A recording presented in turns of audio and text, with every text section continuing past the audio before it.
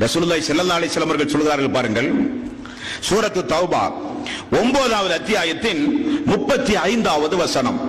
இந்த வசனம் மறுமையில் மனிதன் அப்படியே எழுந்து நிற்கும் பொழுது ஒரு செல்வந்தனை குறித்து சொல்லப்படுகிற வசனம். அவனுடைய செல்வங்களை எல்லாம் எடுத்து வாருங்கள் என்பான் அல்லாஹ்.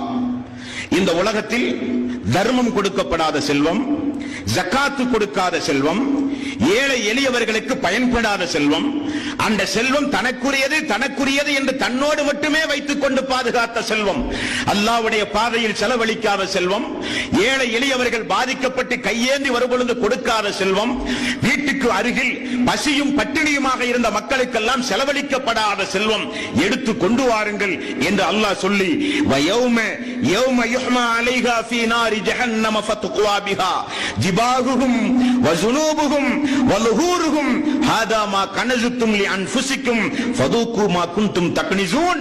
அந்த செல்வங்கள் எடுத்து வரப்பட்டு நரகத்திலே போட்டு காய்ச்சி, அந்த காய்ச்சி கொண்டு வரப்பட்ட அந்த செல்வத்தை அல்லாஹு தஆலா ஜிபாஹுஹும் வஸுனூபுஹும் வலுஹூருஹும் ஹாதா மா கனஸுத்தும் லி அன்ஃபுஸிக்கும் ஃபதூகு மா குன்தும் தக்னிஸூன்.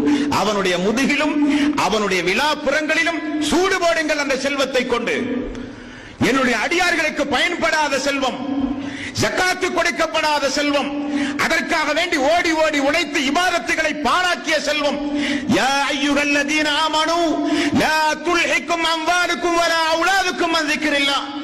பிள்ளைகளோ பொருளாதாரமோ என்னை நினைப்பதை விட்டு உங்களை தடுக்க வேண்டாம் என்று சொன்னானே.